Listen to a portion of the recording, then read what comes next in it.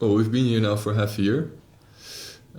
We have come here basically on our own request, because we were talking to each other. We fancied living abroad. We fancied Asia, so we asked both of our employers actually if we could go to Asia for a longer period of time to work. You were working at Wageningen University. I was and am working with Siemens, and that's also the company with whom we traveled here, because before COVID they had someone stationed here for my work. We work heavily together with the Chinese because I'm in the crane building business, and we as Siemens, that's the company, supply the electrical systems to the Chinese OEM. It's an original equipment manufacturer, and they then have a contract with the end customer, some terminal somewhere in the world, to supply the cranes. So we already had a lot of collaboration, but usually remotely, still in general remotely. But to kind of strengthen the relationship, we also had people stationed here before COVID. Then COVID came, people left, and now these two naive little people decided it would be a good idea to go again and to take on the challenge. Fair enough. But I mean, Asia, you said that Asia was always in your sights for the both of you. Yeah. For you, makes sense with India, right? But China is... Yeah, I started studying Chinese 5 years ago. Okay. When COVID hit. Okay. I felt like, what am I going to do with all the time that I don't spend on the hockey field anymore? That's a wise choice, yeah. And then I always wanted to study a language, and I was thinking about Latin or Chinese, and I chose Chinese. And then I saw also people, elderly people, slowly moving in the parks in Utrecht, and then I joined the Tai Chi club. No way. Tai Chi Chuan. Okay. Yeah. Is there a fairly large Chinese population? No. Okay. These are just Dutch people. No way. Okay. And there's one person in the Netherlands. He's called Ruben. Ruben Terlouw. He is the documentary guy from the Netherlands. He's the China expert. He's fluent in Chinese, and he broadcasts beautiful documentary series about China. And the first moment I ever saw it, I was studying. I was still a student. Maybe he will be watching later. Yeah, we can watch him later.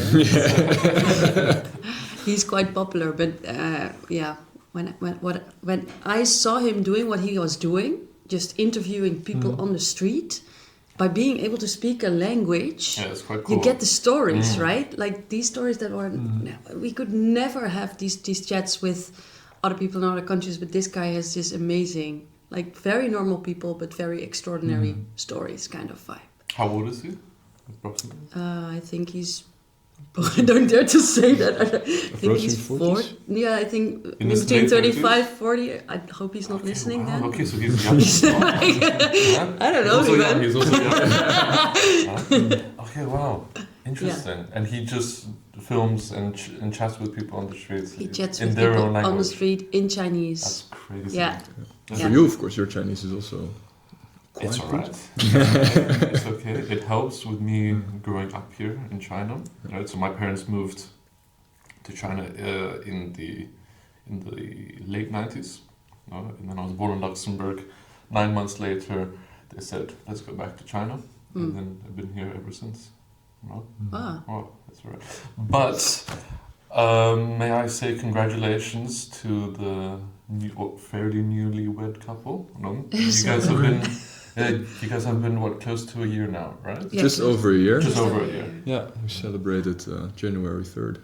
Oh, no way. Yeah. Okay, very cool. With family. Very cool. Nice. Yeah. Did you know, before you got married, that China was going to be the next destination?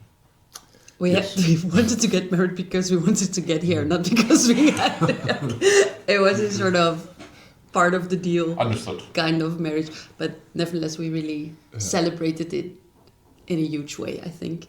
Yeah. We were together for already 7 years almost. Yeah. So that was 7-day wedding as well. 7-day wedding? Classic Indian culture. Yeah. Very good. Okay, I look forward. Tanya's been telling me about all the 7-day weddings in India, and it's like, yes, cannot wait. You've never been to one from, for example, Tanya's friends? No, I'm not allowed to because culturally, I can't be a +1 because I'm not married. Yeah. But once we are, then because a boyfriend doesn't classify as a +1 if you're not immediate family. Okay. No. Oh, really? Or, yeah, it's a bit. But if you make some Indian friends, you can go, right? Sure. Yeah, we can do. Yeah. So how about you? You're still with your university, or? No. Okay. No, so I used to teach at Wageningen University, Dutch University. And I was education coordinator back then. But I had to quit my job because, we are, the university is partnering up with China. Okay. But in Beijing, and it turned out was a bit hard to, and actually I didn't really feel like it's a big mistake to just pause my career or just let go of that job. Because somewhere I knew if you let go of one thing, something else will come. Yeah. And that's actually what's happening now. And I'm very glad that I took that leap. Big leap in the dark, but I love to be here. Yeah. I mean, it must have been, can I say, culturally a bit scary, right? To come. Yeah. You've learned the language. You've also studied the culture, right? I can imagine because you've been studying Chinese for 5 years, but really integrating and moving here and seeing this culture that you've studied either on a book or watch films is completely different when you're in it 24/7, right? Yeah. I mean, how was that transition for the both of you, actually?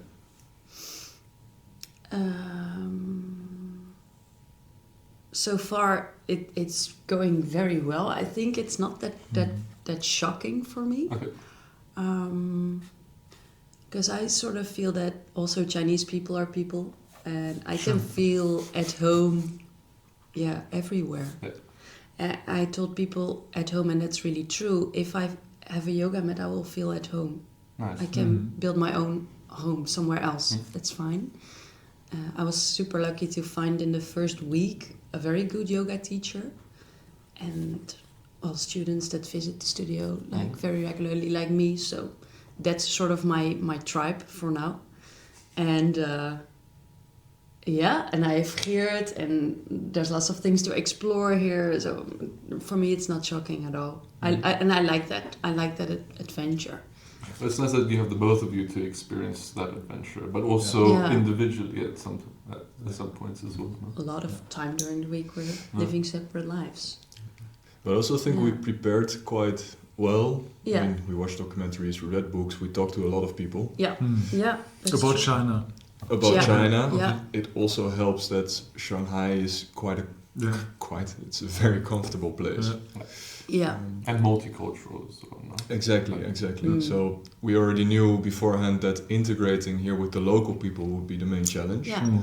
This is something we highly value, to really have this deeper connection with the people around us. So also then with the people from Shanghai. Sure. This is proving to be quite difficult still. Is it? For me, yes. Actually, so far I had a couple of dates with new Chinese people, actually, like friend dates. And it's very easy. Surprisingly normal, actually, yeah. So where do you see the difficulties? I think in Netherlands we kind of have a lower benchmark of just sharing your feelings, sharing what you really think, and here it's a bit higher, especially when this evident cultural difference is there. And for me, it's difficult to really feel that deeper connection if you cannot talk about the most sensitive topics which are around. Political topics are, of course, some of them, but also the emotional topics. For more like personally related. So did you study Hofstede, for instance, before you came here? He's a Dutch guy, right? That's why I asked. No. About multiculturalism. Hofstede is very famous. He did a lot of stuff in this direction. Hofstede. Hofstede, yeah. What's his whole name? That's a guy. He used to be very popular like 20 years ago, and he did a lot of studies about what is the difference between the different cultures. So even going down, what's the difference between Dutch people and German people, for instance, right? Ah, yeah. The cultural difference between Chinese and all kind of other people, right? It's like the culture map that was Exactly. written by... Exactly. Yeah. I So also even- think Yeah. he was referred in the culture Yeah. map. This is a book we have. And It's we really have worth reading. Although there's Yeah. also another one, I forgot the name. There are also some American studies now which are even going a bit deeper. But I think he had like 7 basic areas to Yeah. access Yeah. the difference between cultures. Yeah. And I think it's really good. Yeah, you studied that before. Not really. Not really. I came But you've been here in China for a 23 while years, now, yeah. so- But 23 years ago, I Before also came here in Hofstede. hardcore, right? And I didn't do everything right. But my advantage has been that at this time, the Chinese have been very forgiving, right? Because I came here in like a hardcore German, right? And of course, first thing is you see everything from your box, from your perspective, right? We are all programmed people, right? Our family, our culture, our Biased. school, Yeah. right? And I think I did intercultural many mistakes in the beginning. So it took me really 2 years to learn. But my luck has been that when I came in 2002, the Chinese have been very, very interested about Westerners, and therefore they could accept quite a lot of things, right? Yeah. Now, of course, it changed, right? Now, and rightfully so, the Chinese also have expectation towards us. Yeah. Yeah. I still think they are very open-minded and forgiving in that sense. For me personally, also when I was thinking about the questions also which were shared, I think we took it, or I myself took it the other way around. So I, through all the reading and through all the preparations, became perhaps a little too open-minded, maybe too adaptive, really wanting to adapt to everything here. Oh, which was unnecessary. Which It's unnecessary. It's unnecessary. It's not expected And from you. well, it's not necessarily about the expectations I feel, but it's more about also the the benefit for all, so to say. I mean, if you're just a piece of clay which has to be molded, you're not interesting. You cannot really contribute. You lose your advantage, exactly. Exactly. I just had a discussion like 2 weeks ago with a Chinese person, right? And he actually, so we have a company together, and he told me one nice thing is that I'm still to some extent German, right? So after 23 years, not totally blended in.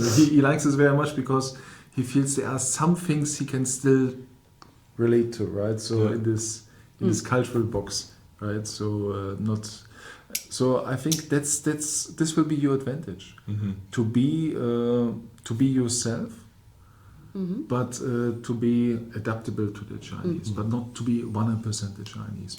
Because and there are many people who talk about how to do this and how to do this, and you cannot do that, and you have to do gambe and how you use the quiets, and you must do that. Actually, it's all total crap. Because I believe it depends. Sorry for interrupting, but I do believe it depends on where you are and who you're with. Yeah. Especially in Guangdong, right? It's more, say, like the Guangdong older generation. There you have to still do the gambe because they did business like that, right? But the younger generation, then maybe not so But I much, give you right? one example. I worked 2 years in a Chinese company, and apologies, podcast is about you, not about me. But anyway, I worked two years in a Chinese company, and of course my boss loved me very much because every dinner, every evening there's big dinner. It's a family-owned business, so they live from relationship. So every evening they invite their business friends and potential clients and so on, and then always big table dinner. And of course it's nice to have a German guy there because alcohol, right? flows free, right? a big and a small brother, so which means actually a beer and a small one. Mm-hmm. And I could really take a lot of it. But then basically after a while you figure out not all of the clients want to drink. Mm-hmm. So Chinese now are really like, no, I don't want to do this. I don't do this, right? So about alcohol, for instance. I met Chinese who tell me, sorry, I don't know how to use chopsticks like you do, right? So this is really something where we believe it has to be like this, but actually it doesn't have to be like this. Yeah. They are also open-minded and they also do their things, and so actually, Just a last point on that. From what I was taught from my parents, right? Because my parents were also doing business in Guangdong area. Is that back then the drinking culture? Yes, it was nice to be in a group of friends or business partners, but also most of the time was that before they did business with you, they wanted to incorporate alcohol to see how you are as an individual when you have alcohol in your system, and then they see, okay, I'm going to do business with this person. How you really are, how you act. Oh. Some Because people I believe the real you will come out. because then the real person. Then are you going to talk too much? Are you going to dance on tables? Are you going to start saying whatever? Right? Facade. Yeah. And also usually the big boss has a drinking person. So the big boss doesn't drink. Drinks maybe just a little bit, right? Yes. But he usually has a right-hand man who does all the drinking. right? Just so he can see, right, okay, this individual is now off his ass, no? Is he going to be a reliable person to do business with? And if you are, then all good. If not, then thank you very much. See you next time. But just to go back, because the culture, right, is very different from where you guys grew up, lived and worked, and now here. I just want to ask regarding Siemens, right? Because you've worked in Holland, but also in Germany, correct? Only slightly, but it's like more like business trip wise. Okay, business trip wise. Yeah. Can you speak a little bit regarding the difference in working culture and management style that is here to over there? Yes, it's, as was to be expected, much more hierarchical. But I think this is like also if you have this culture map, the cultures could not be more different in that perspective. Agree. Dutch, very flat. Like the boss is one of the people. You can, she or he is always open for feedback, or at least that is expected to be the case. And really part of the group. Here, of course, it's the boss says left and you go left. Right. Of course, both have their advantages, disadvantages. Dutch way can be more chaotic because more people have an opinion. This is also maybe then the byproduct that people tend to have an opinion. Sure. And also tend to, like I mentioned before, share it. Sure. Here, this is less the case. Here, it's more you listen to what is supposed to be done, and what is supposed to be done is determined by the management. And how did you integrate into that? Was it easy? No. It's like home. You listen to the boss. He listens to me at home. Go left. At home, you don't have really troubles integrating in such structure. At home, there's less administration. No, but was that something easy for you to? I mean, you said no, but now after being here for so long, are you Able to adapt. able to adapt? Yeah. No? Yeah. So mainly I joked about administration, but this was the most frustrating thing for me, because of course management is then in control and also wants to stay in control. So then to control you need data. Data comes from people through administration. So there is a lot of focus on this administration.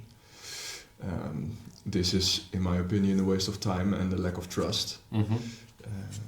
And this was hard for me to adapt to. Then I would have a business trip and then I would spend a few hours to arrange the administration. While in the Netherlands it was like half an hour, up to an hour maximum. Right. And here it's half a day, up to a day, especially in the beginning when I didn't know the systems. And this was, and up to this day, is the only thing which I really miss about the Netherlands. This soberness and this trustworthiness in the business culture.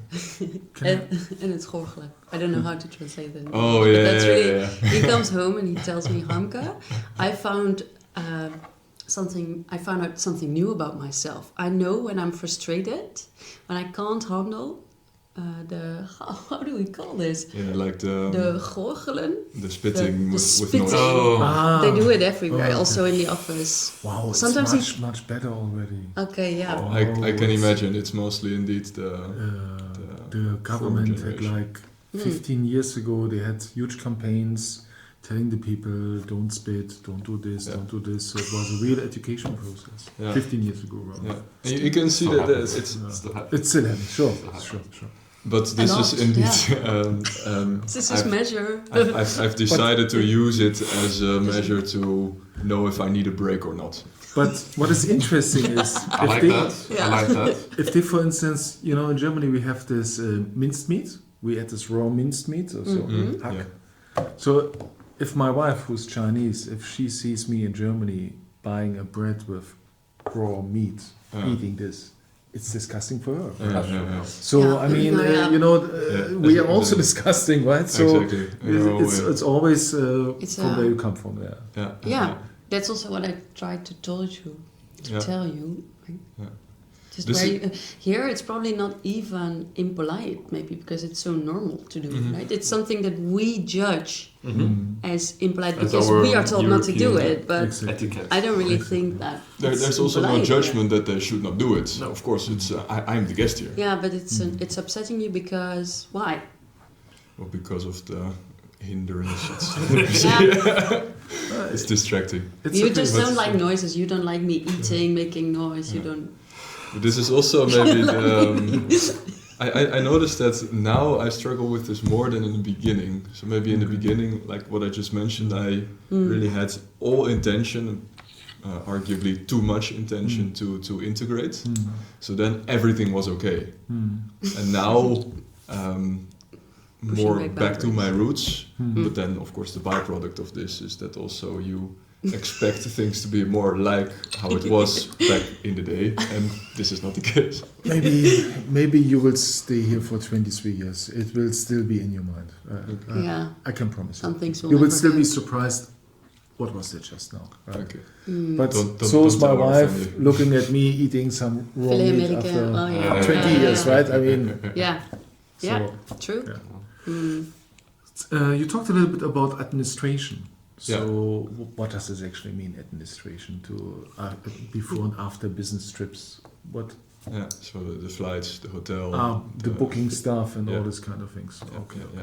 Of course, it's a bit more complicated here. Different language. You need some help, right? Yeah, but it's mainly they need more details and they check rigorously. So you if you send if you lose a receipt in Netherlands, there wasn't really a problem. You just have to acknowledge that you lost the receipt, and then it would be okay. And of course, if you're if 900 euro of the 1,000 you spend on a business trip were lost receipts, then of course questions will be raised. But here, if it's even already like €4 or even 4 kwai, then out of 1,000 euros, then already it's a problem. You can't reimburse. No, you have to get acknowledgement from the management if you want to process something like this.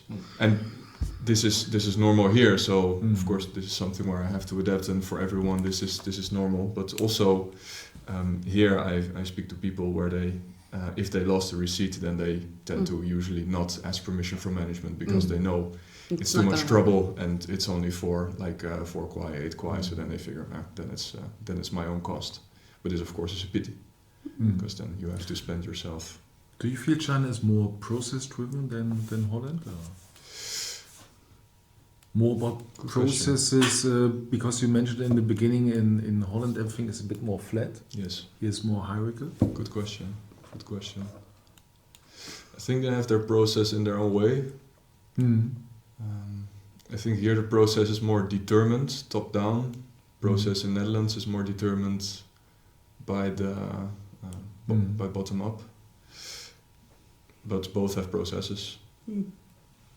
Maybe they need this kind of system to build what they have built in the last 30 years, right? I mean, exactly, and this is of one course decision and then extremely. just go for it. This is the most extreme case in all of history on human achievement for a single entity, which in this case is a country. It's incredible, and this would not have been possible in the Dutch way. Too much discussion, and we can already see it now. There's even a term for it in the Netherlands, the polder model. So really the like the flatlands of the Netherlands, where you go together into the flatlands and then discuss, and then basically nothing really comes out. You just find some form of weak compromise, and then you all go home. Probably is a European problem. I mean, look at Greenland, for instance, right? The Europeans, they discuss, and the Americans, they just make facts, right? So. I think it is the most stable way, like we do it in Europe. Because right now the direction of China arguably is good or not good, but at least prosperity is still rising here. Of course, if that flips, prosperity decreases, then arguably also the system will be questioned more. I think that's a very interesting point, what you say, prosperity is rising, because a lot of foreigners, I think, they criticize China, that maybe its peak is over and this and this and this. But in fact, if you look only in the last 4 or 5 years, okay, maybe things are not going so well as they used to be, which is a global problem, not a China problem, right? Yeah.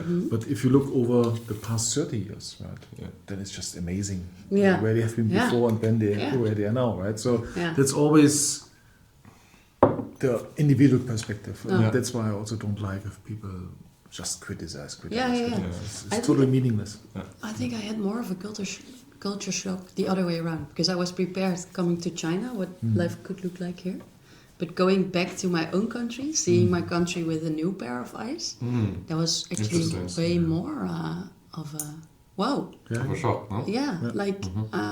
Many people in the Netherlands don't understand or see why we are interested in going here in the first place, right?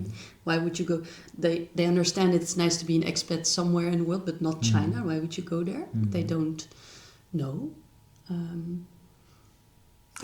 And I also think, looking back, coming to the Netherlands, like even in the city, you'll find people having their own garden. Like we want our own little space, like our own little square meters. And here, the last year, Shanghai built 300 new public parks. And they're not just small parks. They're not small parks. They're like they're quite big. Huge and beautiful and so well maintained and very enjoyable, super clean, very safe. It's a very interesting point what you just now raised. Last summer I went with my wife and daughter to Germany, and my wife, being Chinese, wanted to go to a park. So I had to explain to her, in Europe you never ever go to the park, because this is where you find all the addicts and this is the dangerous place. Don't go there, right? Even not at daytime. So she didn't get it. That's really. true. Yeah. Right. It's sad, but it's true. It's sad. Yeah. It's very, very sad. Yeah. Even in our last episode, we spoke about how in Europe the countryside is so much cleaner and so much safer than when you go into the city center and go to a park, right? And then here, it's a bit of a vice versa, where here in the city center, very clean, spotless. Yeah. Right. Yeah. And then when you go to the countryside, then there's certain areas where it just hasn't met that area. So it's interesting to see the difference. Because the point is, the country develops industrial, but the people also need to develop. Sure. Yeah. And if the country develops at high speed, right? Many people cannot develop at high speed. It takes time that your mind change, right? That you learn new things, that you accept new things. It takes time. It even takes many generations usually. And I also feel like in the Netherlands, we always keep claiming that, or some people in the Netherlands keep screaming that the Netherlands is too full, that there are too many people and Well, there are too many English people. too many foreigners. When you come here in Shanghai, like you don't have your own space, but that also has advantages, right? That the supermarket is only 100 meters away. You never have to travel far. Like you'll find your school, just around the corner. Everything is around the corner. Shanghai was built in such a way also that everything is around the corner. you can reach everything you need within how many minutes? 15, I think. And even I believe even less. And even if you go to a hospital, it's crowded, it's packed, but you will be surprised, even as a non-Chinese speaker, how well organized everything is actually.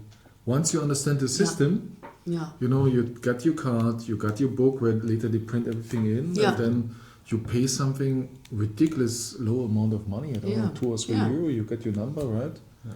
And then you can even see which floor to which desk you have to go to.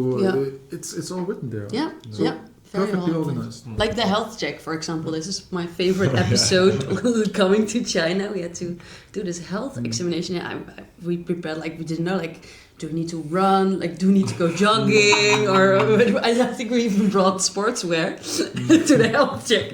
And it was just visiting a lot of doctors. Yeah. But incredible. Actually, within even 40 minutes, we had a full body scan. We knew that's amazing. Yeah. Amazing. You had to do also? I had to do a health check for my business, for my working visa. Yeah. That was just it. No, it took me half an hour, 45, and then I was finished. Then I had to take blood, but I'm not very good with needles and everything, so I don't like that. Oh, and there's not a lot of explanation, right? Like in the Netherlands, if you go, like the doctor will say, "Look, do you like needles? No, okay, take care." In China, it's not like that. No. But it is efficient. You're writing on LinkedIn a lot about life in China, correct? A little bit. Yeah, right? A lot. Well, I started to be a columnist. Okay. Yeah. Can you talk a little bit about that? Because you're writing for expats as an expat, correct? Yeah. Okay. Yeah. There's different things I'm doing, but I'm writing a lot. And one thing is that I'm writing about my experiences being here as I'm an expat partner actually, but just about my experience every day and what it's like to live in a different culture, and what I try to show people in my work is that most of the time people are I'm also running through my day, right? Always stressed and running from A to B to C. The nice thing is if you just pause and look. Take some time, that something changes. And now I also do have the time to do that, right? Sure. Like I don't have a full-time job anymore. But so, for example, I met these 2 elderly people a couple of weeks ago, and they were starting talking Chinese to me, or they said to each other like, "Hey, there's that girl again." They didn't expect me to be able to talk Chinese to them, so I went talking to them, and then they invited me for lunch, just in the park, right? So just communal space, and then all their elderly friends would gather, and then, who's that? Oh, that's a girl we just met. And I just assumed that they were like husband and wife. Turns out after a couple of, after 50 minutes or so, I asked them like, "Your husband and wife?" No. "Oh, you're just friends? No, neighbors? No, nothing. We're just sitting here and chilling in the park, like just enjoying retirement together." Just so fun. It was just a coming and going of the elderly people just during daytime. It's another interesting point. So great. Yeah. And there's, of course, a lot of misunderstandings back and forth because I don't speak Chinese fluently at all. Like, I just, every now and then I have a Chinese class, that's it. I just like to speak and to practice. Then this guy, he asked me what year I was, and I told him, well, 95. And he said, "Oh, you're a pig." I was like, "I'm a pig? Why does he say that?" I was super confused about that. And I thought, well, we're in China, right? There's this 12-year zodiac new zodiac thing. He was also a pig, and he told me, "You're very strong." And I said, yes, I'm very strong. and then I told him, "But now I have to go back to Chinese class." And he said, no. you stay here. This is Chinese class. By the way, you're going to be very rich anyway, he told me, because you're a pig. Yeah. Very cool. Yeah, those kind of stories. I write them down and then I share them. Yeah. I also like this sense of community here, what you just mentioned, like the elderlies in at least in Germany, right? They sit in front of the TV. Yeah. Or Wait, they're at the what happened? Kneipe. Yeah. And here they go out. They go in the out. morning they do They're very sports. fit. In the right? park. It's very fit. Yeah. And the government built now some, I don't know if you saw that once already, there are some restaurants especially built for elderly. So, I mean, we can also go there, no problem.